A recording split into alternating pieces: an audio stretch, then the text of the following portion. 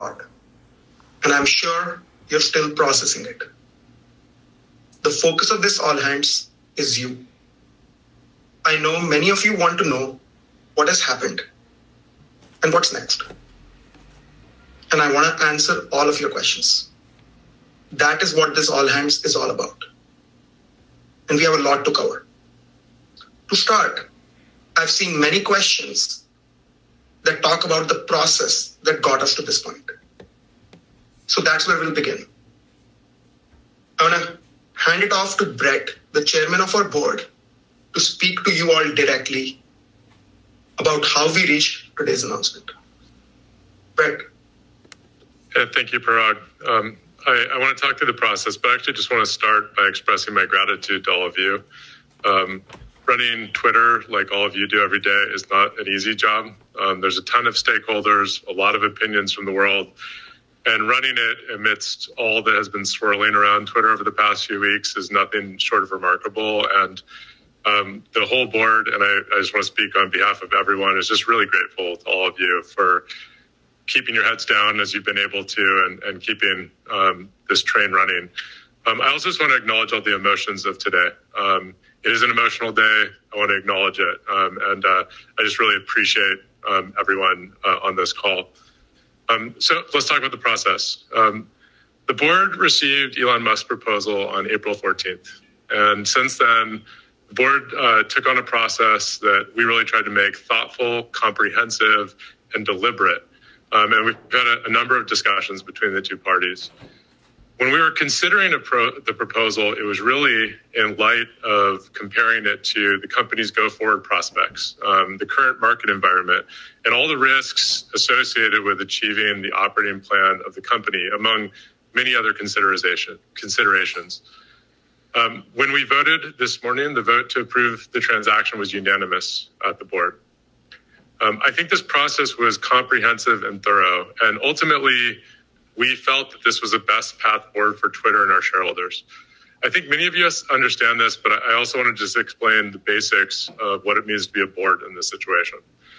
So we are a Delaware company, and as a board in a Delaware company, we have a fiduciary obligation to our shareholders, which means by law, we're required to act in the best interest of our shareholders. What this means in Delaware is a duty of care and duty of loyalty. That means we have to act impartially, without any conflict of interest, and we have to do our work thoroughly and deliberately. And I think that's what we did when we evaluated Elon's offer. I know there were a ton of twists and turns along the way, all of it in public, and we weren't really able to share a lot of this with all of you during these discussions. I want to assure you all that we acted swiftly, but we also took the time that we needed in order to make the right decision, which is one of the rights and one of the important things that we must do as a board in this situation. I just want to end by just saying I'm extremely confident in Twitter's future. I think Twitter is as important of a service in the world as it's ever been. And I just know that all of you are going to continue to build the service into everything that it can be. Being on this board and being affiliated with this company has been truly the privilege of my career. So with that, back to you, Parag. Thank you, Brett. Before I talk about what lies ahead, it's important to acknowledge that all of you have many different feelings about what is happening. Some of you are very concerned. Some of you are very excited. And others are somewhere in between or waiting to see how this goes. I know this impacts each of you personally, professionally, and has you wondering about the future of Twitter. I want to start by sharing information that is most important to you. The deal was signed this morning, but there are a lot of steps between now and when the deal closes. There is a lot of work that lies ahead and still needs to be done. This work can take 3 to 6 months, or it can take longer. In this moment between deal signing and deal closing, we operate Twitter in normal course, just like we always have. I will be here running the company, serving our customers, making our product better every day. And I'll be here to enable each and every one of you to have your greatest impact. How we run the company and the decisions we make and the positive changes we drive, that will be on us and in our control.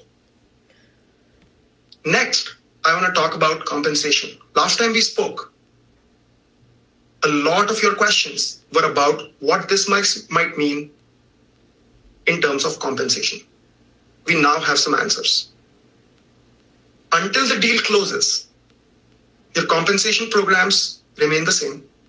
Your RSUs will vest just as they always have. Once the deal closes, your RSUs as compensation will convert to equivalent cash payouts, but remain on the same vesting schedule and convert at the deal price of $54.20. Simply put, what this means is instead, once the deal closes as compensation, instead of receiving RSUs on a vesting schedule, you will receive an equivalent amount of cash on that same schedule. The deal also has protections around benefits, base salary, and bonus opportunities for them to remain the same for at least 1 year after the deal closes. I know many of you will have more questions about compensation. We will please ask them. We want to address them in the Q&A we have ahead. And for questions we cannot answer, we'll follow up. I know there have also been requests to get a bunch of this stuff written down for you and clarified. And we will follow through on doing so as soon as we can. Before we jump into questions, I want to take a step back. Twitter has always been an outlier. It's a unique company. And what we are going through is unprecedented. I recognize that this is a period of uncertainty. The best thing we can do is to support each other, to operate as one team, whether or not we feel the same way about what is happening. We never owned Twitter, but we built it together. The work you all have done has had an impact on the world. The work you will do next will also matter. With that, let's get into questions. Hey, everybody. Thank you, Parag. Thank you, Brett. There are lots and lots of questions. And as Parag said, we are also going to be following this all hands, both on what's answered here, and then also any questions that are really important to you that we will not be able to get to. So please do know that. There are a number of questions, Parag, as it relates to how the company is operating today and what will happen. So questions about work from home, questions about our benefits, questions about folks who have visas. Can you just explain and give some context to like that whole host of questions that people have on their minds? Absolutely. Thanks for the questions. As I said, between now and closing, we will continue to operate the company in normal course. We will continue making decisions as we always have, guided by the principles we've had, which that doesn't mean things won't change. Things have been changing. I've been in this role for 4 months. I have been talking about driving positive change at the company. I will continue doing so because it makes us better and it makes us stronger. Once the deal closes, different decisions might be made. For us to gain insight into that, we'll be finding a way to have Elon talk with all of you at the soonest possible opportunity. And of course, me, our board, members of our leadership team will find ways of spending time with Elon to learn more along the way. And as that happens, we'll be open and transparent with you. Thanks, Parag. This next question is for Brett. Brett, how is selling the company and making it private in the best interest of shareholders? Isn't this forced selling their shares at a lower than current price and might also have negative tax implications for them? I'd mentioned the board's fiduciary duties, and really what that comes down to in a conversation like this is measuring both the value and the certainty of an incoming offer relative to the intrinsic value of the operating plan of the company. And when taking all into account, you take into account risk, you take into account market conditions on both sides, and you try to determine what's in the best long-term interests of Twitter shareholders. In this case, as I said, the board, with advice from, world-class financial advisors, legal advisors, unanimously decided that this offer represented a better value for Twitter shareholders. Thanks, Brett. Question for you, Parag. There were a few questions on this. I would love to know how this change will impact our overall DEI goals. Twitter is at its best when all diverse voices in the world feel safe and feel encouraged to engage in the public conversation. That belief is what drives us to have a diverse workforce internally on all dimensions, to have multiple perspectives and points of views represented internally so that we can empathize with all of our customers all around the world and serve them in the best possible way. That is a core belief of mine. That doesn't change. Question for Brett. Brett, how did we go from the poison pill to this so quickly? It's a great question because I think both the phrase poison pill and the concept is largely misunderstood. And I found a lot of the characterizations of it in the press not really capturing, I think, really the rights that it affords a board, which are really important in a process like this. I believe it was April 15th when we adopted the shareholder rights agreement, which has been called in the press the poison pill. That's the colloquial term for it. Really what it does is it prevents a shareholder an acquirer from gaining control of Twitter through open market accumulation. And it enables the board to sort of have control over the process to make sure that we can do our fiduciary duty and most importantly, have the time to do it on our schedule to make sure we're protecting all shareholders. There's a few articles I think get this right. I can't remember off the top of my head. I'll maybe send you out afterwards. But it's a very nuanced concept. But most importantly, the rights plan didn't prevent us from engaging with the parties or of evaluating this acquisition proposal. It really was about putting the board in control of the process so we could ensure that every single one of our shareholders' interest was represented in the process, which I think is a very important part of the role of a board in a situation like this. So we use that to take what I think is a really thoughtful and comprehensive process to assess the offer relative to the board's operating plan, assess the risks.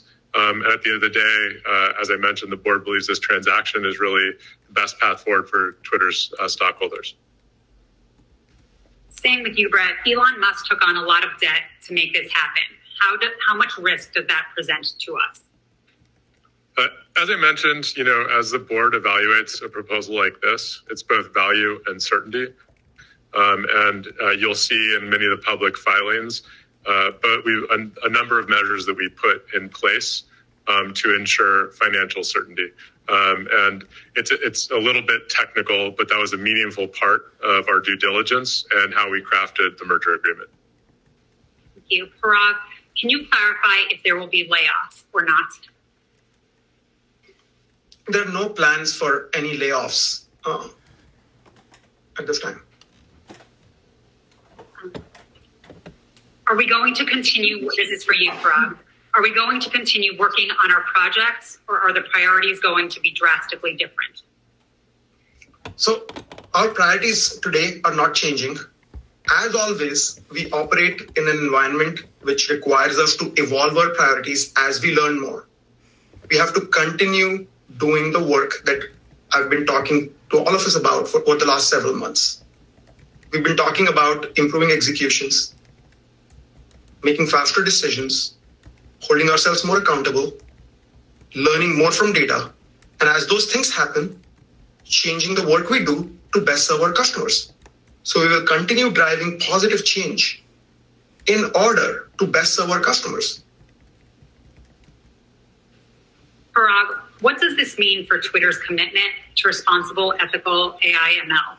We've been viewed as industry leaders in this field and have attracted some of the field's best and brightest minds, but it would seem that new ownership's values are not in alignment here. It's a matter of pride for us that we've done the work, built a team, and shown up externally to be considered a leader in this area.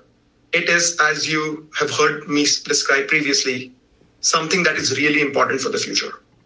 It's important for the future because machine learning, I believe, is critical for Twitter to be able to serve our customers. At the same time, it is opaque and challenging. The approach we have taken to provide people choice, to provide people transparency, and to provide and engage openly with researchers all around the world to be more open about our work, our approaches, our models, and seek their input and feedback to do better is something that inspires me. And we need to continue doing that work. Thank you, Parag. Question for you, Brett. Are there any possibilities that the deal will fall apart? What are those potential triggers? First, there's never any 100% certainty with any transaction, particularly a transaction of this size. And as a part of, what I mentioned, both value and certainty, one of the important parts the board took into consideration is both mitigating the risks that it may not close, and in the cases where it may not close, how the company may recover from those scenarios. I think broadly speaking, those risks are regulatory, they're financial, and other. And so it's always a part of any transaction of this size. And I can tell you it was a very important part of the board's process and coming to the merger agreement. Parag, there are a number of questions about employee retention and attrition, and how you think about it. I don't know specifically what the questions are, but let me speak to the area and tell me if I am getting to the questions. This is indeed a period of uncertainty. As I said earlier, all of you have different feelings and views about this news. Many of you are concerned. Some of you are excited. Many people here are waiting to understand how this goes and have an open mind. A lot of what this comes down to is how we continue operating as one team, how we support each other, how we, as leaders, are more transparent so that we can help you understand what lies ahead as we learn more. And I think if we do that, and if we work with each other, we will not have to worry about losing the core of what makes Twitter powerful, which is all of us working together in the interest of our customers every day. And that will be something that is very important to me. And I will do my work to ensure that even as we go through this period of uncertainty or transition, that we're preserving that.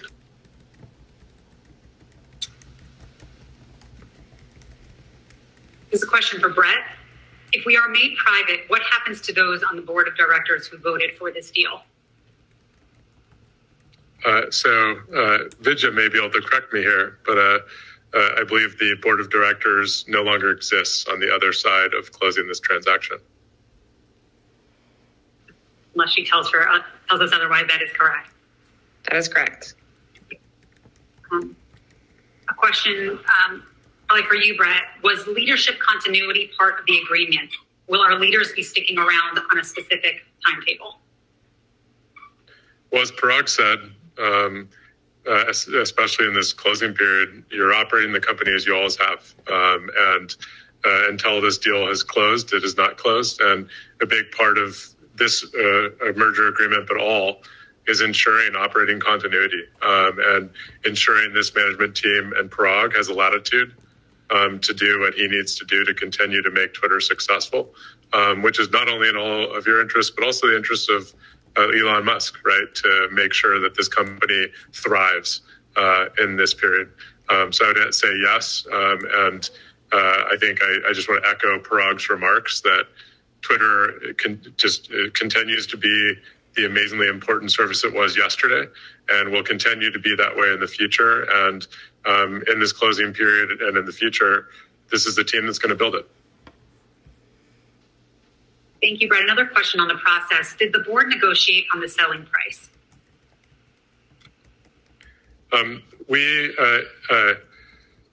As I said, so as the board evaluated this proposal, we took into account both value and certainty. And we can't provide many details beyond that, beyond what's in our filings. A question for you, Parag. Is there an updated understanding on what free speech means that we're aware of? I think we all understand what free speech means. I don't think it's about an updated understanding of that. It's been a concept that's existed for a while. But I think I'm going to try to read the question behind the question here, which is where might Twitter's product go as a private company in the future once this deal closes? And I think that's a great question.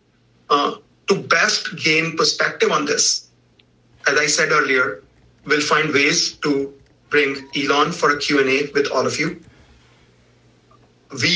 Me, a lot of your leadership team will spend time with Elon to understand better what his vision for the future of Twitter might look like, and have a two-way dialogue where we inform and educate him on the work we have done and the things we have learned along the way, and understand what his ambitions and aspirations might be to see how we can best collaborate. A question for Brett. How do the board, and this goes back to attrition, how do the board and Mr. Musk plan on dealing with a mass exodus, considering the acquisition is by a person with questionable ethics? Also, how much input, given background, did Jack have on this? So I'll start with the Jack question. Jack is a member of the Twitter board, and it was a unanimous vote. Beyond that, we can't speculate beyond what was stated in the press release, and I'm sure Jack will share his own feelings over time as he deems appropriate, and I don't want to speak on his behalf. As it relates to the question of attrition, as Parag stated, one of the themes of today is continuity and ensuring that Parag and this leadership team continues to operate the business successfully on behalf of our users, on behalf of our customers. And that has obviously been a big topic of discussion at the board. And as I mentioned, an area that is important to Elon Musk as well, because of the importance of Twitter as a service.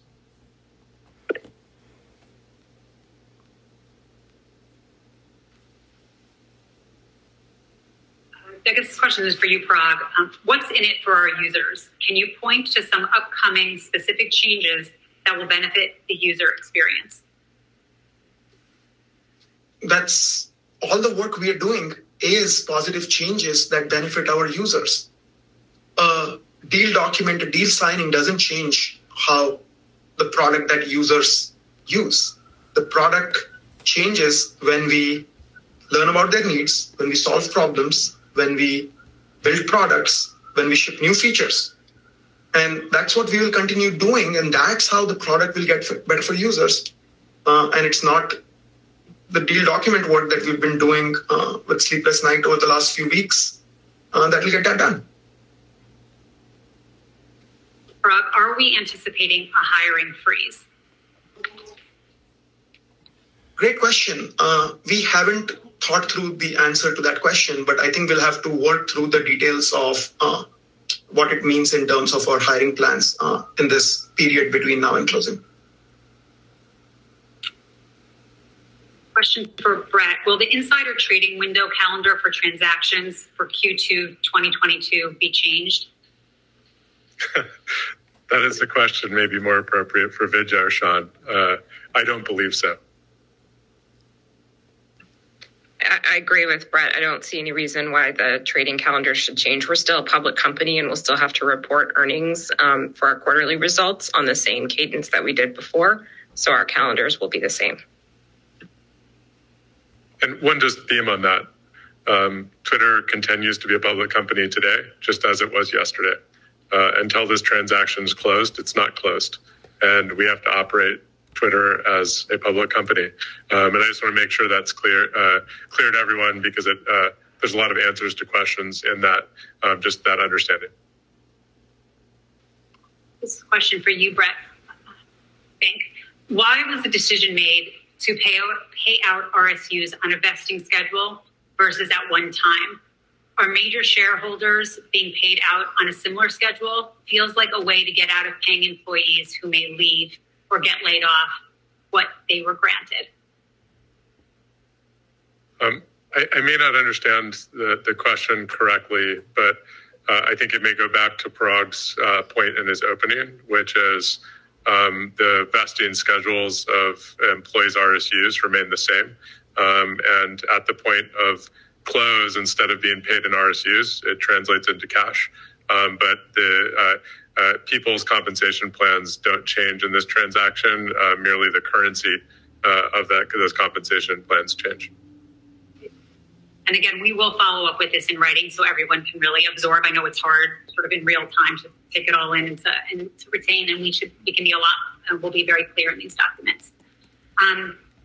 There are a couple of questions about Trump coming back on the platform. Will he, I guess that's the question.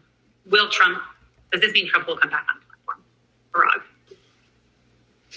Parag? I think we've been doing our work to learn about what's happening out there. We constantly evolve our policies. We make decisions for the health of the public conversation every day. We've been doing this work. We will keep doing this work. Once the deal closes, we don't know which direction the platform will go in. I believe when we have an opportunity to speak with Elon in an AMA, it's a question we should address to him. I will, of course, be spending time with him to understand where he sees the future of Twitter, as I said earlier, and to inform him about the approaches we have taken, the principles that have guided us, the lessons we have learned along the way, so that we enable, through collaboration, a thriving Twitter in the future. Parag, can you talk about our ads business? Elon has been vocal about not believing in ads. What can we share with our clients about the future of our ads platform? As Brett and I have said, not a lot changes today. We continue to be monetized primarily through advertising. We often don't talk about this, but advertising is a really powerful tool on the internet. It allows differential pricing in a way that allows an amazing service like Twitter that we all build to be free for all of our users all around the world, whether or not they can pay for it. And that property of advertising is important for a service like Twitter to operate at the scale that it does and to be free. It also applies to a lot of things on the internet. And I can't speak to Elon's beliefs or his plans, but I do believe that Twitter is a business. Elon bought a business, and I expect that the way we monetize the business will be important to any owner of this business. Parag, what happens to ESPP? I don't know if that's a question for you or Vijay. Vijay, please. Yes, we'll confirm this in the FAQ, but my understanding is that we will continue to have the current ESPP period, and then we will not have any more. But again, please let us confirm that. Question back to you, Brett. With no board in place, who will keep Elon accountable and how? So private companies are operated differently than public companies, but private companies are also subject to many of the same regulations we are as a public company in each of the jurisdictions that we operate. It's a somewhat nuanced questions, but just like not only we're a public company, but we're a Delaware public company, and that dictates our governance. There will be a new structure in this place, and it doesn't change the broad regulatory structure in which Twitter operates, but certainly changes its governance structure. That's the way I would think about it. Question back to you, Parag. Elon made it clear in public that a large part of the reason he bought the platform was because of our moderation policies and disagreements in how we deal with health, something that we place in value very highly within the company. This puts Twitter service and trust and safety, as well as anybody who cares about health on the platform, in a very difficult position. Can you speak your thoughts on this and how those teams will be supported? Great question. I believe Twitter grows as a service, allows for more people to use the product and have a better experience because we're able to make the conversation on Twitter be safe, because we are able to eliminate manipulation, because we are able to remove spammers, because we have built tools, processes for people to be able to feel safe and control their experiences. Twitter service, the role of our policies, and the capabilities we've built around content moderation are fundamental to keeping Twitter safe and growing. I believe that there is a lot of work we have to do to continue making that better. Sometimes that means more thoughtful moderation. Sometimes that means making things simpler. Sometimes that means changing product incentives to be able to solve problems through products sometimes instead of policies. So as I think about sort of the future in this closing period, we will continue evolving and iterating to improve the product and the health of the public conversation.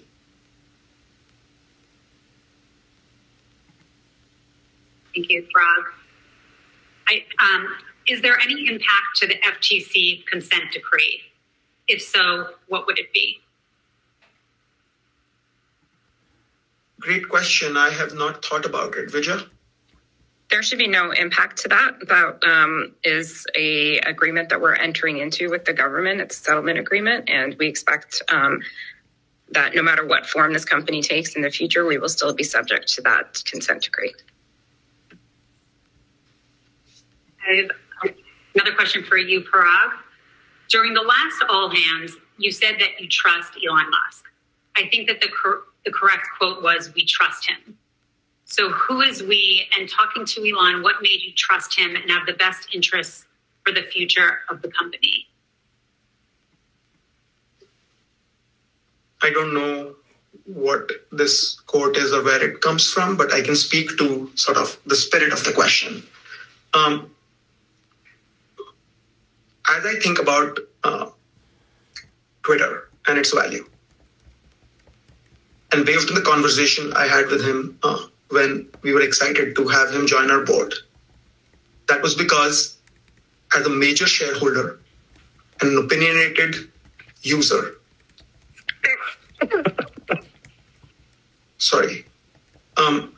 we wanted that voice in our boardroom so that we could learn and so that we would have more value created within the company for all of our shareholders as a result of having Elon on the board. Since then, we've seen a bunch of things happen, culminating in today where the company is being taken private. Now, the way I think about what Elon wants to achieve, the way I think about the words he has said and interpreting them, he believes, I don't mean to quote him, but like I'm repeating some of what I have heard, which is not to say that I'm using that to predict what might happen. He wants Twitter to be a powerful, positive force in the world, just like all of us. He believes, and this is me assuming things based on a few conversations. He believes Twitter matters, just like all of us. We can collaborate with people when you have some core shared foundations. We might all disagree on many other things. Some of them might be really important. What I go back to when encountering such a phenomena is to take a step back and think about my approach to the world. I come to the world with an open mind. I remain optimistic. And at my core, because I've spent the last 10 years here, I believe in the power of Twitter. When someone else believes in the power of Twitter, there is a shared point that you reach, even if there are many other ways where you might not share views. And when you think about keeping an open mind, when you think about being optimistic, that's what drives me. This next question is for Brett. Brett said that there were certain protections around benefits and working conditions for the 1 year following close as part of the deal. Can you share the details of what those protections are? What I would say is that the merger agreement really reflects what I think is a very typical operating agreement that enables Parag to operate the company in the period between this signature and closing the deal. I think we feel very comfortable that it gives this team the ability to continue to make the company successful in between signing and closing the transaction. The deal's details are a bit technical, and you can see a lot of it in our filing, but it's really about providing that ability to continue to operate the company. Thank you, Parag. There are lots of questions about remote work. And I believe the theme of the questions of what will happen to remote work is remote work going away. Can you address that? Sure. As we've announced sort of our policies around remote work, they're not going to change as we operate through this period. We will continue. A significant fraction of our workforce is either fully or partially remote. That is how we have worked for the last several years, especially the last 2 years. And that is how we will work going forward. I believe that we've been very effective at it, and we've been getting better at it. So in my mind, it's in everyone's interest for Twitter to continue operating with this amazing remote culture that we've built. There were a few questions about, I think it's sort of a two-part, and Brett, you addressed this a little bit earlier about why are we finding things like this out in the press? And then also, why and how are things leaking to the press, given how sort of small and closed the group working on this was? Yeah, maybe polar opposite questions, but I'll take them both. So, one of the important principles of a board in a situation like this is to have control of the process so we can represent the interests of all of our shareholders. And one of the most important things in that process is maintaining confidentiality so that we have the time and the space to deliberate, to evaluate the intrinsic value of the company and the risks of the management plan, and to have those discussions and processes remain confidential, which is one of the assets that we have as a board doing our fiduciary duties for the company. There's a lot of people involved and a lot of advisors in this process. I can't speak to why people leak, but people do. I can't imagine how disruptive it was for all of you. And I just want to apologize for that. You and I and we all care about this company, and to read those leaks in the press just in my mind represents a disrespect for what is an extremely sensitive and important process. It seems inevitable in these processes because of the number of people involved who are advising the board and management through this process. So as much as I find it distasteful, it is fairly common. For the reasons, why do we read about this in the press? As we think about achieving the right outcome for our shareholders, I think it would not do justice to that process, unfortunately, to have that level of transparency, because it's a big part of negotiating the right outcome for all of our stakeholders. And that's why confidentiality is just such an important part of the process. Brett, another question for you. Are any projections for a possible merger with Elon's other companies, Starlink and Tesla Phone PI and Twitter apps? Not sure I can speak on Elon's behalf on that front.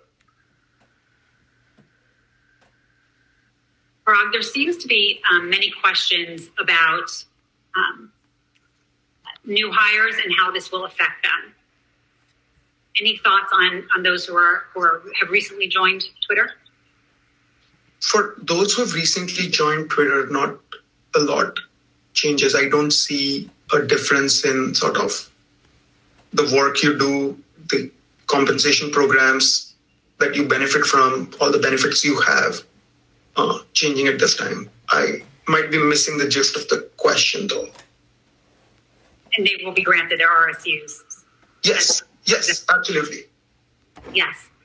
Sorry, I missed the... No, that's okay. No, yeah. There is general sentiment, just looking at the Slack questions, around uncertainty about what happens after the deal closes.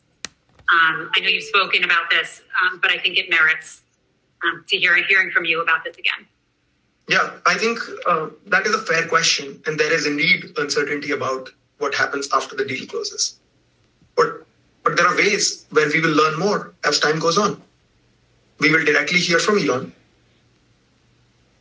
I and the management team and the board, members of the board, will continue to spend time with Elon and learn more. And as we learn more, we'll share with you. So while there is a lot of uncertainty about what happens after the deal closes today, over time, that will decrease. Thank you. I have a question for Brett. Given that our stock was $70 last year, what message should we take away about the health strength of the company being sold for $54? So when thinking about value in a transaction like this, the phrase is really about intrinsic value. Obviously, the stock market has been a roller coaster over the past couple of years through the pandemic, through the current downturn. And it's important, as you all think about value, you really think about intrinsic value, which is based on, I believe, robust financial methodologies based on the operating plan of the company relative to the offer represented from Elon Musk. And what I'll tell you is that based on the analysis and the perception of risks, the perception of certainty, and the perception of value, the board unanimously decided that the offer from Elon offered the best value for our shareholders. I'll ask a question that I'm going to answer. Is it possible to get a full FAQ stock going to document all these questions and answers? Hard to follow this channel and easy to understand when some of this is written down. So I just want to reiterate, yes, not only are we going to be capturing the questions that were answered here, we are going to be capturing the questions that were not answered here and distribute to the company ASAP. So please stay tuned for after the all hands. I know we're up on time, so I just wanted to give Parag the opportunity to close. First, gratitude to Brett for joining us and answering questions from all of you. Second, gratitude for so many people who worked really hard over the last several weeks. And third, our strength as a company comes from being together, from being one team. It's our support for each other. It's our teamwork that gives us strength. That is what allows us to build this service and improve it every day. As you've heard from all of us, we don't have all the answers. this is a period of uncertainty. It is even more important to be one team through a period of uncertainty and have full faith that this team together will continue to improve Twitter and truly realize Twitter's unrealized potential that we all feel within ourselves as time goes on. Thank you everyone for joining us. We'll have a one team next week where we'll continue this conversation, but also talk about other work that's happening all around the company. Thank you, everyone.